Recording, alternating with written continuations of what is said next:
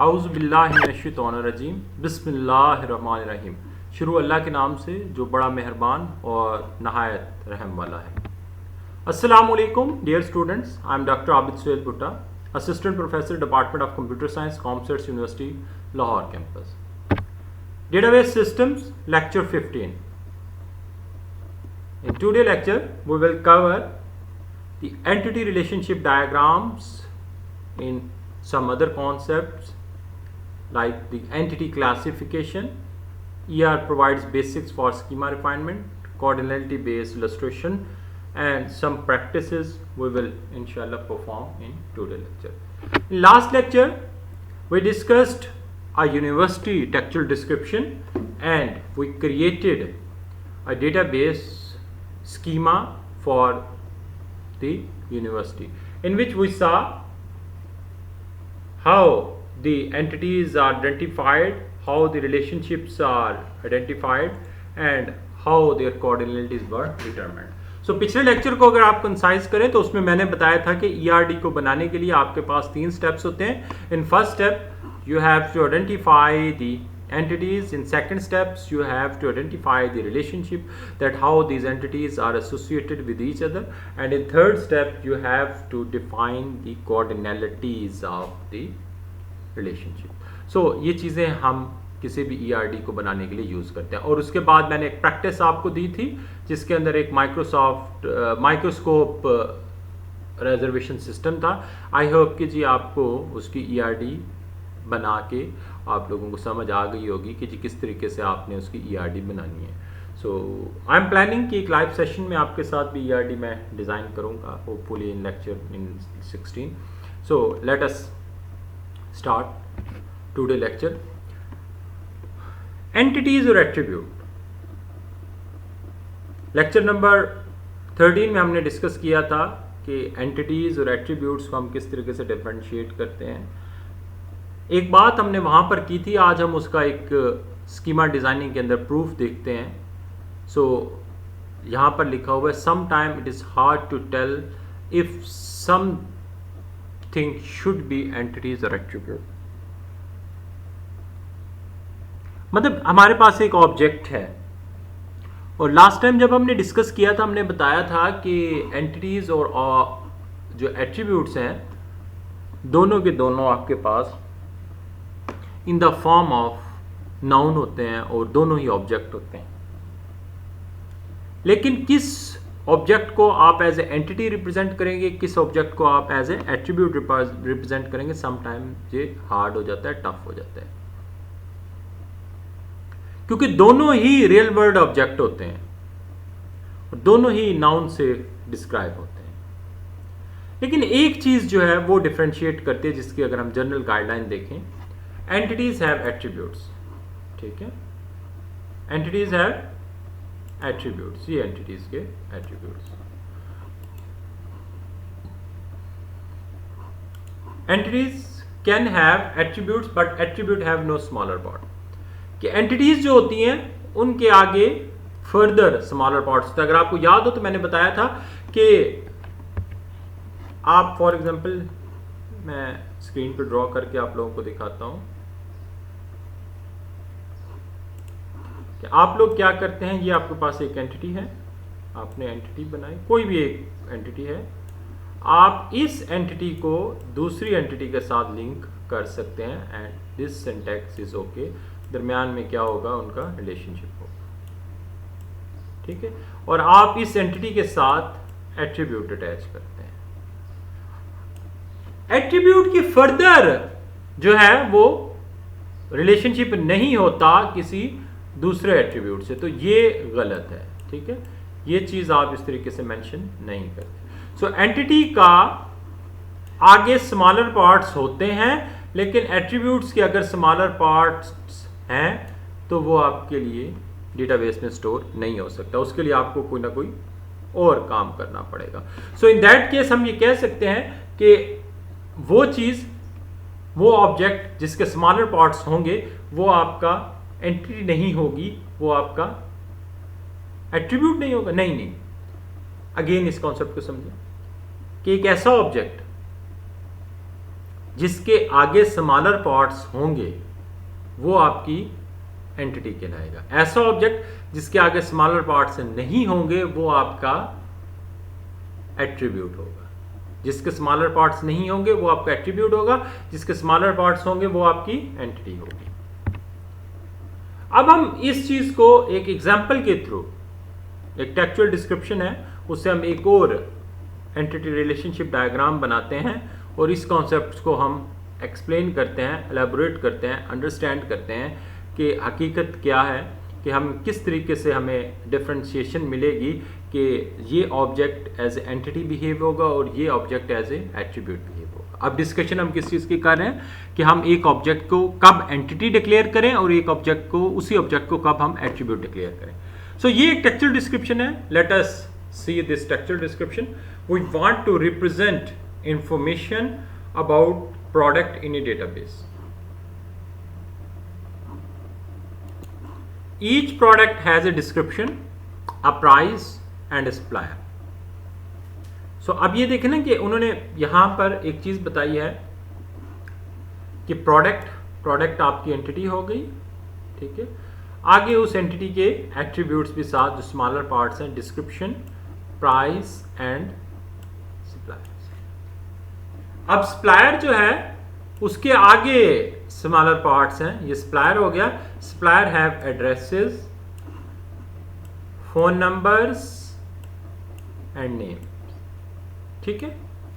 Each address, अब address के भी आगे पार्ट्स नजर आ रहे हैं आपको। Each address is made up of street address, city and postal code. So इस स्ट्रक्चरल डिस्क्रिप्शन को पढ़ने के बाद अगर हम इसकी जो इसके ऑब्जेक्ट्स आए हैं हम उसको एनलिस्ट करें, जैसा कि यहां पर सबको एनलिस्ट किया हुआ है इन द फॉर्म ऑफ एंटिटीज और एट्रीब्यूट्स, ये सारे के सारे लिस्टेड हैं। अब क्या किया, प्रोडक्ट को, डिस्क्रिप्शन को, प्राइस को, सप्लायर्स को, एड्रेस को, phone number, name, street address, city, post code, सबको हमने लिस्ट कर लिया और हमने कहा कि इसमें से अब हमने ये डिटरमिन करना है कि कौन कौन सी जो हैं वो एंटिटीज हैं और कौन कौन से एट्रीब्यूट्स हैं। पहला स्टेप हमारा ये था जिसमें हमने ये डिटरमिन किया कि जैसे हमने पिछली स्लाइड पे देखा कि जिन जिन के स्मॉलर पार्ट्स हैं उनको आप एंटिटीज बना लें। प्रोडक्ट, सप्लायर एंड एड्रेस, ये तीन हमें एंटिटीज नजर आ रही हैं इसमें, क्योंकि उनके सबके स्मॉलर पार्ट्स हैं। स्मॉलर पार्ट्स का मतलब ये है कि उसके कैरेक्टरिस्टिक्स हैं, उसके एट्रीब्यूट्स हैं। The others have no smaller parts and belongs to a single entity. अच्छा, अब आप क्वेश्चन ये पूछ सकते हैं कि सर हमें कैसे पता चलेगा? हमें ऐसे पता चलेगा डिस्क्रिप्शंस पढ़ने से। जब भी आप किसी ऑर्गेनाइजेशन में जाएंगे उसके अंदर इंफॉर्मेशन का फ्लो देखेंगे, इंफॉर्मेशन के डिस्क्रिप्शंस देखेंगे, तो आपको आइडिया हो जाएगा कि जी कौन कौन से एंटिटीज हैं और आगे उसके कौन कौन से स्मॉलर पार्ट्स बन रहे हैं। हम अब इस स्लाइड पे आ जाते हैं, जिस स्लाइड के अंदर हमने क्या किया, हमने तीन जो हैं वो एंटिटीज डिटरमिन की। प्रोडक्ट को और प्रोडक्ट के साथ उसकी डिस्क्रिप्शन, प्राइस, सप्लायर के साथ नेम और फ़ोन नंबर, एड्रेस के साथ सिटी मतलब पोस्ट कोड, सिटी और एड्रेस स्ट्रीट, ये तीन हमने एट्रीब्यूट लिए। So based on the textual description हमने तीन एंटिटीज और उनके एट्रीब्यूट्स को साथ साथ डिफाइन कर दिया। अच्छा, अब अगली चीज जो है, आपने एंटिटीज और एट्रीब्यूट्स को डिफाइन कर लिया। पहला स्टेप आपका हो गया ERD का। दूसरा स्टेप है आपका आइडेंटिफिकेशन ऑफ रिलेशनशिप्स और उसका आगे उसकी कोऑर्डिनैलिटीज। तो हम उस स्टेप पे जाते हैं। हम अब उसकी कोऑर्डिनैलिटीज को, रिलेशनशिप्स को डिटरमिन करते हैं। Each product has a supplier, कि हर प्रोडक्ट को कोई ना कोई सप्लायर आता है, वो सप्लाई करता है। तो each product has a single supplier. अब ये बिजनेस रूल है कि हर एक जो प्रोडक्ट है उसका एक सिंगल सप्लायर है, एक सिंगल बंदा आता है जो उसको सप्लाई करता है। But there is nothing to stop supplier supplying many product. एक फॉर इंस्टेंस आपके पास एक शैम्पू है, तो शैम्पू को देने के लिए आपके पास एक सप्लायर आता है, लेकिन वो शैम्पू के साथ साबुन भी दे रहा है, सर्फ भी दे रहा है, तो वो मल्टीपल, लेकिन एक जो साबुन है वो सिर्फ एक ही सप्लायर दे रहा है। ठीक है, ये उसका बिजनेस रूल है। सो एसोसिएशन हो गया वन टू मैनी का, मैनी टू मैनी का एसोसिएशन नहीं है। अब ये एसोसिएशन किसके बीच में? प्रोडक्ट और सप्लायर के बीच में। ये हमें डिटरमिन हो गया। अब अगली चीज पे हम जाते हैं कि कि अब एड्रेस जो है वो प्रोडक्ट का कोई एड्रेस नहीं होता। सो ये रिलेशनशिप जो है ये सप्लायर के साथ है किस चीज का, एड्रेस का, कि एड्रेस का सप्लायर, एड्रेस जो है वो सप्लायर का होगा, प्रोडक्ट का कोई एड्रेस नहीं होता। ये हमने टेक्सचुअल डिस्क्रिप्शन से देखा ना। अच्छा, अब हमने जब इसके बिजनेस रूल्स को डिटरमिन किया, एसोसिएशन हमने इस तरीके से ड्रॉ कर दिया। ये देखें, प्रोडक्ट, सप्लायर और एड्रेस, ये हमारे पास एसोसिएशन बन गया कि प्रोडक्ट का हैज अ सप्लायर, ये आपने टेक्सचुअल डिस्क्रिप्शन से देख लिया, और सप्लायर का एड्रेस है। अब ये तीन हमारे पास रिलेशनशिप, तीन एंटिटीज और इनके दो रिलेशनशिप्स हमारे पास निकल आए। अब बिजनेस रूल में ये लिखा हुआ है supplier has a single address, कि एक सप्लायर का सिर्फ एक एड्रेस होता है। ठीक है, it does not seems sensible for two different supplier to having the same address. लेकिन ये कोई नहीं है कि भाई एक एड्रेस है और वो दो सप्लायर शेयर कर रहे हैं। सो इसीलिए एसोसिएशन ना वन टू मैनी साइड पे है, ना दूसरी साइड से वन टू मैनी है। सो एसोसिएशन क्या है, वन टू वन है। अब हम इस डायग्राम को ड्रॉ करते हैं। इस डायग्राम को ड्रॉ किया, हमने कहा सप्लायर और प्रोडक्ट की एसोसिएशन क्या है, वन टू मैनी है। ठीक है, और सप्लायर टू एड्रेस जो एसोसिएशन है वो वन टू वन है। अब हमारे पास ये डायग्राम बन गई, हमने ईआरडी बना ली। अब हम आगे इस पे थोड़ा सा रिफाइनमेंट कर रहे हैं। Refinement in a sense, refinement का मतलब ये होता है कि कोई आप एंटिटीज को, अब मैं थोड़ा सा आपको फॉर्मली रिफाइनमेंट का मीनिंग्स बता रहा हूं। कुछ एंटिटीज से आप दूसरी एंटिटीज मर्ज करते हैं, कुछ एंटिटीज को आप डीकंपोज करके उससे 3 या 4 एंटिटीज बनाते हैं, या कुछ 2 एंटिटीज को आप मर्ज करते हैं। अब डीकंपोजिशन और मर्जिंग 2 काम हो रहे हैं। रिफाइनमेंट में 2 काम होते हैं, डीकंपोजिशन होता है या मर्जिंग होता है। किस चीज की डीकंपोजिशन और मर्जिंग होते हैं, एंटिटीज की, कि 2 एंटिटीज को या आप मर्ज कर देते हैं या 2 एंटिटीज को आप डीकंपोज कर देते हैं, 3 में, 4 में, 5 में। ये अब हमें ये ऑपरेशन करना है सप्लायर और एड्रेस पे। अगेन रिफाइनमेंट का मतलब है कि आप या तो फर्दर एंटिटीज बनाएंगे या आप एंटिटीज का नंबर रिड्यूस करेंगे। अब हम देखते हैं कि जी हमें अब कैसे पता चलता है। अभी तो हम रिफाइनमेंट की तरफ नहीं गए। रिफाइनमेंट का जो प्रोसेस होता है वो लीड करता है नॉर्मलाइजेशन। अभी हम नॉर्मलाइजेशन की तरफ नहीं गए। लास्ट लेक्चर में मैंने आपको बात की कि जी जब हम ईआरडी बनाते हैं तो ईआरडी बनाते हुए हम उसकी कोऑर्डिनलिटीज को देख के भी कुछ डिसीजन ले लेते हैं। ठीक है, हम कोऑर्डिनलिटीज को देख के डिसीजन ले रहे हैं, हम अभी फॉर्मल नॉर्मलाइजेशन पे नहीं गए। अब हमारे पास कोऑर्डिनलिटी आई 1 to 1 रिलेशनशिप की, और ये एक रूल ऑफ थंब है कि जब आपके पास 2 एंटिटीज के बीच में 1 to 1 की एसोसिएशन आएगी तो आप क्या करेंगे।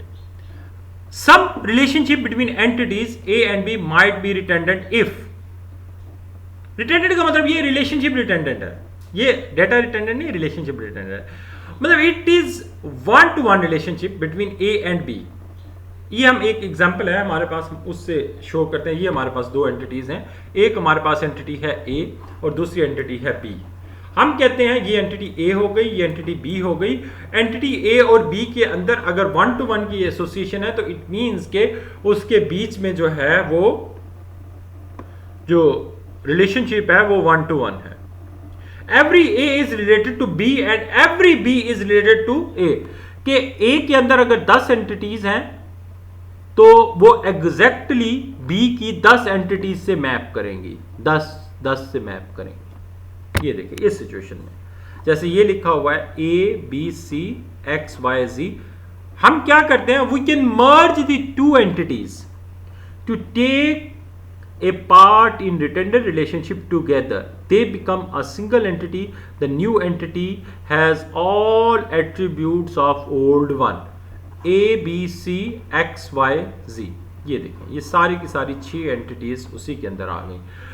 मैं आपको बता रहा था कि रूल ऑफ थंब क्या है। रूल ऑफ थंब ये है कि जब आपकी 2 एंटिटीज के बीच में 1 to 1 की एसोसिएशन होगी तो हम कहेंगे कि इनका रिलेशनशिप रिटेंडेंट है। भाई इस रिलेशनशिप की जरूरत ही नहीं है, इन दोनों को मर्ज किया जा सकता है। 1 to 1 एसोसिएशन का मतलब ये है कि अगर एक एंटिटी के अंदर एक एंटिटी सेट के अंदर 10 एंटिटीज होंगी तो दूसरे के अंदर भी 10 एंटिटीज होंगी। तो बेहतर यही है कि दोनों को मर्ज कर लिया जाए, बल्कि होता ऐसे है कि इन एनी केस जब दो एंटिटीज़ के बीच में 1 to 1 की एसोसिएशन होती है तो हम दोनों एंटिटीज़ को मर्ज कर देते हैं। इन एनी केस जब दो एंटिटीज़ के बीच में 1 to 1 की एसोसिएशन होती है तो हम उसको मर्ज कर देते हैं।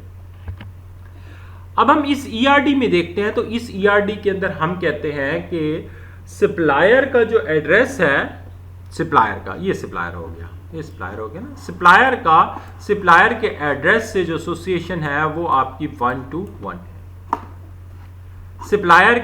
सप्लायर के एड्रेस से जो एसोसिएशन है वो क्या है, एग्जैक्टली 1 to 1 है। क्यों?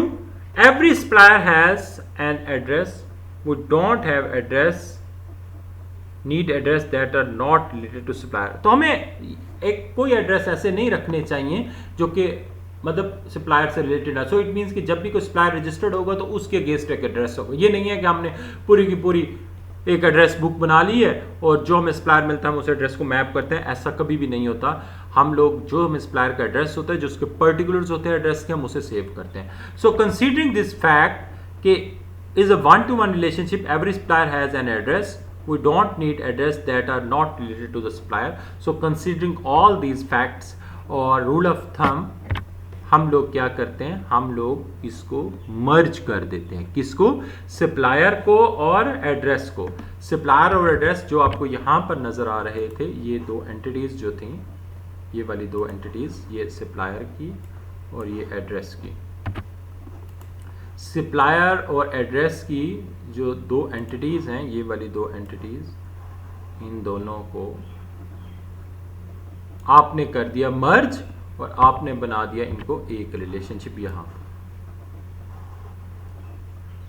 और इसके अंदर city, street address, postal code, ये करैक्टरिस्टिक्स जो थे, ये एड्रेस के करैक्टरिस्टिक्स थे। अब एड्रेस जो के करैक्टरिस्टिक्स यहाँ पर आ गए हैं और ये अब सप्लायर एंटिटी के एट्रीब्यूट बन गए हैं। ये सप्लायर एंटिटी के एट्रीब्यूट बन गए हैं।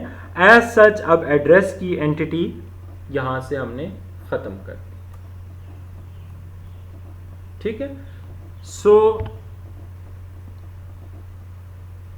आपने जब भी ERD बनानी है तो आप लोगों ने क्या करना है, आप लोगों ने एंटिटीज, एट्रीब्यूट्स, रिलेशनशिप्स और उसकी कोऑर्डिनलिटीज को आपने डिटरमिन करना है। फिर आपने देखना है कि आपके पास रिलेशनशिप्स जो हैं वो तीन टाइप्स के आएंगे, 1 to 1 आएंगे, 1 to many आएंगे, many to many आएंगे। जो आपके पास 1 to 1 रिलेशनशिप्स हैं, आप उसके बारे में हमेशा रूल ऑफ थंब लगाएंगे, आप उसको हमेशा के लिए जो है वो ERD से खत्म कर देंगे, मर्ज कर देंगे। अब दूसरी रिलेशनशिप टाइप आती है 1 to many की। 1 to many को हम नहीं छेड़ते होते ERD में, वो हम फर्दर जब नॉर्मलाइजेशन में जाएंगे तो वहाँ पर हम डेटा देख के फिर डिसाइड करते हैं क्या इसमें फर्दर स्प्लिटिंग की, फर्दर डीकम्पोजिशन की ज़रूरत है। हाँ, एक और चीज़, ये पॉइंट लिखा हुआ, ये बड़ा अनक्लियर सा पॉइंट है, लेकिन इसको हम आज के लेक्चर में कोशिश करेंगे क्लियर करने की, ना हुआ तो अगले लेक्चर में करेंगे। Look at many to many relationship as they might need to be split into two 1 to many links। अच्छा, अब ये जो चीज़ है, ये इसको मैं अगली स्लाइड में डिस्कस करता हूँ इस पॉइंट से। ये जो आखिरी पॉइंट है, how to standardize an ERD। Last lecture में मैंने आपको बताया था कि ERD के अंदर स्टैंडर्डाइजेशन हुई है, किस चीज़ की, एंटिटीज़ को कैसे ड्रॉ करना है, रिलेशनशिप को कैसे ड्रॉ करना है, कोऑर्डिनलिटीज़ को कैसे बताना है, प्राइमरी की कैसे डिफाइन करनी है, फॉरेन की कैसे डिफाइन। लेकिन एक चीज़ पे जो है वो हमारी स्टैंडर्डाइजेशन नहीं हुई है, वो ये पॉइंट है, ये दो पॉइंट्स हैं। अच्छा, ये पॉइंट आप जरा गौर से सुन लें। अगर आपकी ERD के अंदर 1 to 1 रिलेशनशिप है तो कोई भी उसे गलत नहीं करेगा। आपकी ERD में 1 to many रिलेशनशिप है, कोई भी गलत नहीं करेगा। आपकी ERD में many to many रिलेशनशिप है, कोई भी उसे गलत नहीं करेगा। अब देखें, जब भी दो एंटिटीज के बीच में मैनी टू मैनी एसोसिएशन होगा तो ये बात आप याद रख लें कि उस मैनी टू मैनी एसोसिएशन को आप एज इट डेटाबेस में डिप्लॉय नहीं करेंगे। मतलब मैंने आपको बताया था कि आप कॉन्सेप्चुअल स्कीमा से आगे लॉजिकल स्कीमा, जिसको हम रिलेशनल स्कीमा कहते हैं, वो बनाते हैं। तो कॉन्सेप्चुअल स्कीमा के अंदर से जब आप उसको ट्रांसफर करते हैं लॉजिकल स्कीमा में, तो मैनी टू मैनी रिलेशनशिप को आप खत्म कर देते हैं। मैनी टू मैनी रिलेशनशिप को आप खत्म कर देते हैं। ये स्टैंडर्डाइजेशन नहीं हुई अभी ईआरडी में। कुछ लोग मैनी टू मैनी रिलेशनशिप रखते हैं, उनकी वो ईआरडी भी ठीक है। कुछ लोग मैनी टू मैनी रिलेशनशिप नहीं रखते, उनको स्प्लिट कर देते हैं, वो भी ईआरडी ठीक है। तो ये जो बात मैं लास्ट लेक्चर में कर रहा था, how to standardize an ERD, तो आप कहोगे कि जी स्टैंडर्डाइजेशन ईआरडी में किस लेवल पे नहीं है, रिलेशनशिप पे। तीनों टाइप्स की कोऑर्डिनलिटीज़ को हम अपने डेटाबेस स्कीमा में डाल सकते हैं। लेकिन कुछ लोग क्या करते हैं, जो कि ज़्यादा आजकल प्रोफेशनल लोग जो भी ईआरडी बनाते हैं, वो अपनी ईआरडी में मैनी टू मैनी एसोसिएशन को होल्ड नहीं करते। अच्छी बात है, ये बड़ा एक इंपॉर्टेंट पॉइंट है कि आप जो है वो अपनी ईआरडी में मैनी टू मैनी एसोसिएशन को मत रखें। ये मैं आपको एक गुर की बात बता रहा हूं। गुर की बात का मतलब ये है कि जी अगर आप अपनी ईआरडी में मैनी टू मैनी रिलेशनशिप को नहीं रखेंगे तो आगे आपको लॉजिकल स्कीमा बनाने में आसानी होगी। कोशिश करें कि ईआरडी को हमेशा ऐसा बनाएं कि उसके अंदर ना वन टू वन रिलेशनशिप हो, ना मैनी टू मैनी रिलेशनशिप हो। तो ये बात हम लास्ट लेक्चर में स्टैंडर्डाइजेशन की कर रहे थे, ठीक है। अब मैं वन बाय वन सारे आपके जो आंसर्स हैं, इनके क्वेश्चन हैं, इनके आंसर देता हूँ। वो इस वजह से मैं दे रहा हूँ कि डिफरेंट सेक्शंस को डिफरेंट टीचर्स पढ़ा रहे हैं। मैं ये क्वेश्चन वैसे तो नॉर्मली इसलिए करता हूँ कि सेशन में डिस्कस हो, लेकिन वो बच्चे जो मेरे से डायरेक्ट सेशन नहीं ले रहे, वो बच्चे मुझे ईमेल्स करते हैं या क्यूरीज करते हैं। कुछ क्यूरीज का मैं आंसर दे देता हूँ और कुछ क्यूरीज का आंसर मैं नहीं दे सकता। एक जो क्यूरी मुझे बार बार हो रही है बच्चों की तरफ से कि जी आप लेक्चर स्लाइडें नहीं दे रहे, उसकी एक स्पेसिफिक रीज़न है।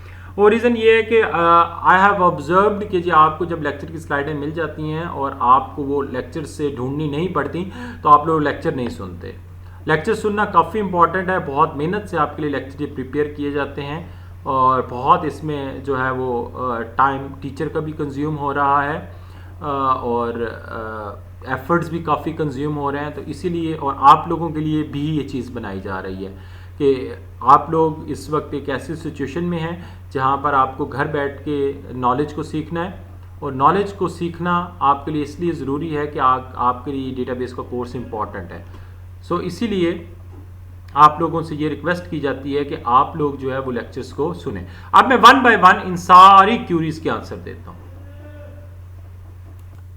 पहला क्वेश्चन है ईआरडी एंड एंटरप्राइज हायरार्कीज, और दूसरे क्वेश्चन को भी मैं साथ मर्ज कर लेता हूं, how to map enterprise hierarchies in an ERD. अच्छा, ये हायरार्कीज होती क्या है? Let me clear you all. Hierarchies information का जो फ्लो होता है ऑर्गेनाइजेशन के अंदर, उसको हम हायरार्की कहते हैं। मेरे पास एक एग्जांपल है, मैं उस एग्जांपल से आपको शो करता हूं। फॉर एग्जांपल, अगर आपने एक जो प्रोडक्ट है, ठीक है, प्रोडक्ट का रिकॉर्ड, ये आपके सामने एक मैं स्कीमा शो कर रहा हूं। ये नॉर्थ विंड का स्कीमा है, sale and purchase inventory management system. मैं थोड़ा सा स्कीमा को आप एक्सप्लेन कर देता हूं। स्कीमा क्या है? एक छोटा सा, मतलब जिसके अंदर ज्यादा एंटिटीज नहीं है, थोड़ी सी एंटिटीज है। सेल्स है, ठीक है, और परचेजेस हैं। सेल्स और परचेज, नॉर्मली हम इन्वेंट्री को कहते हैं, ये सेल्स और परचेज का सिस्टम है। अब जो प्रोडक्ट है, प्रोडक्ट और परचेज का भी एसोसिएशन वन टू मैनी नहीं है, ये मैनी टू मैनी है। ये रॉन्गली लिखा हुआ है, मैनी टू मैनी है प्रोडक्ट का। और कस्टमर और सेल्स का भी रिलेशनशिप मैनी टू मैनी का है। ये रिलेशनशिप है, दो मेन रिलेशनशिप हैं। अब हायरार्की को अगर मैं डिफाइन करूं, मैं ये कहूं कि ये कस्टमर है, वो सेल के लिए आता है। तो हायरार्की क्या? अब कस्टमर के आगे एक एंटिटी है, डेमोग्राफिक्स है, प्रोडक्ट है, प्रोडक्ट की कैटेगरी है, टाइप है, फिर प्रोडक्ट है, फिर परचेज करता है। और अगर मैं ये कहूं कि सेल्स की हायरार्कीज क्या है, तो आप कहोगे कि सेल्स के साथ एसोसिएटेड जो एंटिटीज है, कस्टमर, प्रोडक्ट और एम्प्लॉयज, ये तीन जो एंटिटीज हैं ये डायरेक्टली एसोसिएटेड है। अच्छा, आप एक बात याद रख लें, जब दो एंटिटीज के बीच में रिलेशनशिप होगा तो इट मींस कि उनके बीच में कीज का एक्सचेंज होगा। आपको फॉरेन की हम पढ़ा चुके हैं, तो आप अपने माइंड में ये रखें कि जब दो एंटिटीज का आपस में रिलेशनशिप होगा तो उनके बीच में फॉरेन की जो है वो आपकी एक्सचेंज होगी। अब हायरार्की हमें कैसे समझ आ रही है, और क्वेश्चन ये था कि how to map the hierarchies. अब आपने क्या करना होता है, आपने एग्जैक्टली मेन जो चीज है उसको पहले आइडेंटिफाई करना है। जिस तरीके से आपको मैं लास्ट लेक्चर में बता रहा था कि जी कैप्चर करना है आपने लैब के अंदर जो माइक्रोस्कोप है उसकी रिजर्वेशन, यहां पर हमने कैप्चर करना है सेल्स को। मैं सेल्स को पिक करता हूं, आप ईआरडी बनाते हुए सबसे पहले पिक कीजिएगा इनको, ये जो आपकी मेन एंटिटीज हैं जहां इनको हम अभी डिफाइन करेंगे, इसी लेक्चर का हिस्सा है कि टाइप्स होती हैं एंटिटीज की with respect to their data, with respect to their existence, with respect to their nature. तो ये इसको हम कहते हैं ट्रांजैक्शनल एंटिटी। सेल्स क्या है, आपकी ट्रांजैक्शनल एंटिटी है, ठीक है। सबसे पहले आपने डेटाबेसेस को डिजाइन करने के लिए ट्रांजैक्शनल एंटिटी को कैप्चर करना है, और उसके साथ जो एसोसिएटेड एंटिटीज हैं बेसिकली वो उसकी हायरार्कीज को डिफाइन कर रही हैं। सो आपने सबसे पहले एंटरप्राइज के अंदर इंफॉर्मेशन जैसे फ्लो कर रही है with respect to their core source of information. जो तीसरा सवाल है वो भी इसी से एसोसिएटेड है, what is the major source of information and how it can be captured. कि मेजर सोर्स ऑफ इंफॉर्मेशन का मतलब ये होता है कि बेसिकली ये सिस्टम मेनली किस चीज को कैप्चर कर रहा है। जिस तरीके से अभी मैंने इसके अंदर बताया कि ये सिस्टम मेनली सेल्स को और परचेज को कैप्चर कर रहा है। जो पहली जो इंपॉर्टेंट चीज है इसके अंदर वो है सेल्स। अब जी क्योंकि ये सिस्टम सेल्स को कैप्चर कर रहा है तो हम क्या करेंगे, हम सारे का सारा जो हायरार्की है, सारे का सारा जो सिस्टम है वो हम इसी को सोचते हुए, सेल्स को सोचते हुए डिजाइन करेंगे कि भाई एक सेल्स करने के लिए इंफॉर्मेशन कैसे फ्लो करती है, वो उसकी हायरार्कीज होंगी, और hierarchies in the form of entities होंगी कि जो एक एंटिटी से दूसरी एंटिटी, दूसरी एंटिटी से तीसरी एंटिटी रिलेशनशिप में। फॉर एग्जांपल ये देखो ना, अब मुझे परचेज करने तक मुझे कैटेगरी के टेबल से डेटा उठाना होगा, टाइप्स के, प्रोडक्ट के, और फिर मुझे परचेज तक आना होगा। और सिर्फ ये डेटा मेरे लिए काफी नहीं है, मेरे लिए इंप्लॉयज का डेटा काफी है, इंप्लॉयज का डेटा भी चाहिए मुझे, इंप्लॉयज की कौन कौन से इंप्लॉयज हैं और किस टेरिटरी से बिलोंग करते हैं और किस इंप्लॉय ने आके उसको परचेज किया, और साथ ही साथ किस सप्लायर के थ्रू जो है हमें वो प्रोडक्ट वो मिली। तो इस तरीके से मुझे मेजर सोर्स ऑफ इंफॉर्मेशन को इस तरीके से कैप्चर करना है। अगर आप इस क्वेश्चन को देखें कि ईआरडी एंड एंटरप्राइज हायरार्कीज, मैंने बता दिया कि जी ईआरडी के अंदर वही जो आपके सिस्टम के अंदर जिस तरीके से इंफॉर्मेशन का फ्लो होता है, बेसिकली वो फ्लो आपका डिटरमिन कर रहा होता है क्या हायरार्कीज हैं। How to map the hierarchies in ERD, कि आपने सबसे पहले जो उसका मेजर सोर्स ऑफ इंफॉर्मेशन है उसको पिक आउट करना है, और उसके साथ देखना है कि हायरार्कीज किस तरीके से इन अ रिलेशनशिप कनेक्टेड है, और आपने उन रिलेशनशिप्स के अंदर वो किस तरीके से कैप्चर हो रही हैं उसको आपने साथ एसोसिएट कर लेना है। तो ये मेजर जो 3 क्वेश्चंस हैं ये तकरीबन एक ही चीज से बिलोंग करते हैं, और ये आपके लिए समझने काफी जरूरी है। कोई भी ईआरडी को बनाने के लिए आपके लिए इंफॉर्मेशन के फ्लो, इंफॉर्मेशन की हायरार्कीज, और ये सिस्टम बेसिकली हम बना किस लिए रहे हैं, और इसके अंदर मेजर जो ट्रांजैक्शन है वो क्या होंगी, ये आपके लिए जानना बहुत जरूरी है।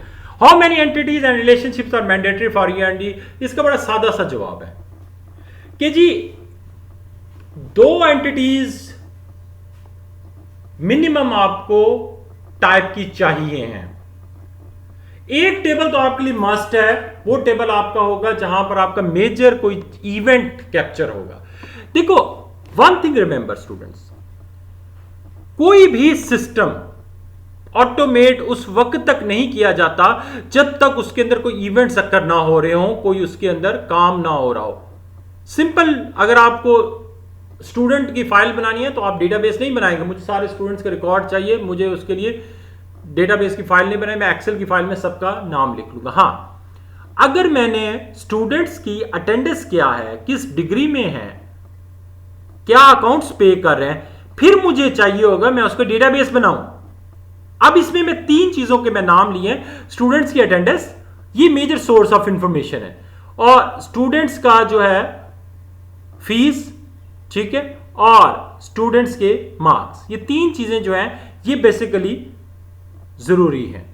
सो अगर आप ये कहते हो कि मैं स्टूडेंट ऑटोमेशन सिस्टम बना रहा हूं तो स्टूडेंट ऑटोमेशन के लिए मिनिमम आपको ये चीज करनी होगी, मिनिमम बता रहा हूं कि जो स्टूडेंट के मेजर इवेंट्स हैं उनको जरूर कैप्चर करें। सो इसका जवाब ऐसे नहीं दे सकते कि एक एंटिटी दो एंटिटी। इसके लिए ये जरूरी है कि आपके पास कुछ फिजिकल ऑब्जेक्ट्स होंगे, उनका होना भी जरूरी है, ठीक है, फिजिकल ऑब्जेक्ट्स होंगे। और दूसरा जो आपके लिए मैंडेटरी है, वो आपके लिए मैंडेटरी है कि कोई आपके पास एक ऐसा टेबल होगा जहां पर उस इवेंट्स को कैप्चर किया जाएगा।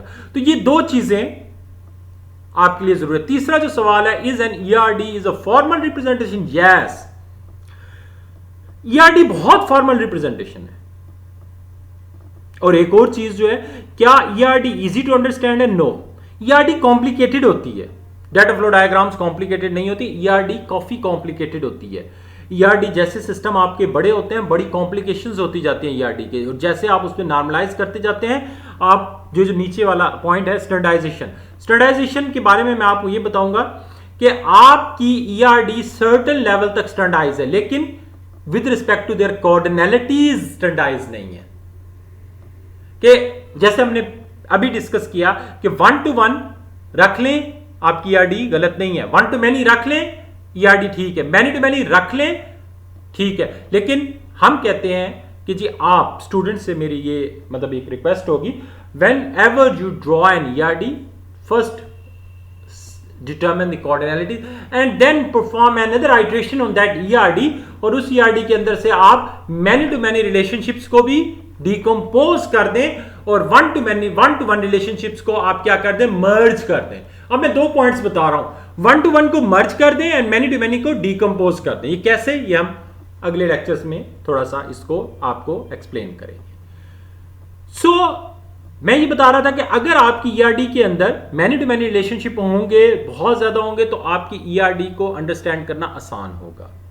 जैसे ही आप उसको डिकम्पोज करते जाएंगे, ईआरडी के अंदर एंटिटीज ज्यादा होती जाएंगी, तो उसकी अंडरस्टैंडिंग भी वैसे कॉम्प्लिकेटेड हो जाएगी। वैसे भी ये बात एक एस्टैब्लिश फैक्ट है, understanding of an ERD is always less, is a complicated thing. ERD is a complicated thing. So ये सारे वो क्वेश्चंस थे जो कि आपसे कहीं ना कहीं एसोसिएटेड हैं to get the concepts of an ERD. तो ईआरडी के कॉन्सेप्ट्स लेने के लिए आपको ये जरूरी है कि जी आपको ये सारी चीजें अंडरस्टैंड करना बहुत जरूरी है। सो अगले लेक्चर में हम लोग जिस चीज को डिफाइन करेंगे वो क्लासिफिकेशन ऑफ एंटिटीज होंगी। आज की जितनी भी डिस्कशन है, ये सारी की सारी डिस्कशन आगे जाके मर्ज हो रही है जो क्लासिफिकेशन ऑफ एंटिटीज है वहां पर। तो 3 टाइप्स की हमारे पास एंटिटीज होती हैं। First is a transactional entity, दूसरी कंपोनेंट एंटिटी, तीसरी क्लासिफाइंग एंटिटी। अगर आप आखिरी जो पॉइंट है, इस पॉइंट का आंसर मेरे से मांगे कि ये वाला, how many entities and relationships are mandatory for the ER design, तो इसका जवाब मैं इस तरीके से दूंगा कि आपके पास ट्रांजैक्शनल और कंपोनेंट, इन 2 टाइप्स की एंटिटीज का होना मस्ट है। ट्रांजैक्शनल और कंपोनेंट, इन 2 टाइप्स की एंटिटीज का आपका ईआरडी में होना जरूरी है। सो नेक्स्ट लेक्चर में हम लोग एक ईआरडी का क्विज करेंगे। मैं आपको एक सिनेरियो दूंगा आपके सेशन में, और उस सेशन में मैं आपसे ईआरडी बनवाऊंगा, ठीक है। और ये मैं रिकॉल कर दूं, आपके पास स्ट्रॉन्ग एंटिटी, वीक एंटिटी की टाइप के लिए रिप्रेजेंटेशन है, relationship, identifying relationship, attribute, primary की, ऑल्टरनेटिव की, और आपके पास डिस्क्रिमिनेटर, पार्शियल की। और ईआरडी के अंदर ये भी कुछ सिंबल्स हैं जिसमें मल्टी वैल्यूड एट्रीब्यूट्स हैं, ड्राइव्ड एट्रीब्यूट हैं, कंपोजिट एट्रीब्यूट्स हैं। कोऑर्डिनैलिटीज के लिए एन टू मैनी भी लिखते हैं, मैनी टू मैनी भी लिखते हैं, या 1 to और ग्रेटर साइन से सिंबल भी जाहिर करते हैं। मिनिमम मैक्सिमम कोऑर्डिनैलिटी का भी बताते हैं, और आप जो है वो पार्टिसिपेशन का बताते हैं। जो ये रिकॉल थी सारी ईआरडी के अंदर वो जो नोटेशंस यूज होती हैं। सो अगले लेक्चर में जो सबसे ज्यादा इंपॉर्टेंट हम चीज पढ़ेंगे वो हम क्लासिफिकेशन ऑफ एंटिटीज, और ये काफी जरूरी है आपके लिए आइडेंटिफाई करना।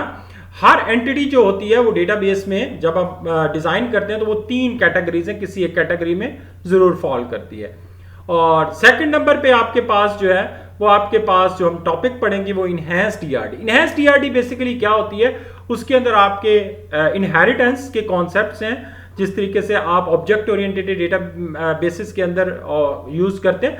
तो हम ये डेटा बेसिस के बारे में बात नहीं करेंगे, हम इसी रिलेशनल डेटा बेसिस के लिए एक ऑब्जेक्ट ओरिएंटेड टाइप की, जिसके अंदर इनहेरिटेंस के कॉन्सेप्ट होंगे, ईजा रिलेशनशिप होगा, इस किस्म की डायग्राम, इनको हम इनहैंस्ड ईआरडी कहते हैं। ये अगले लेक्चर में पढ़ेंगे। तो तब तक के लिए इजाजत दीजिए। अल्लाह ताला आपको अपने हिफ्ज़-ओ-मान में रखे।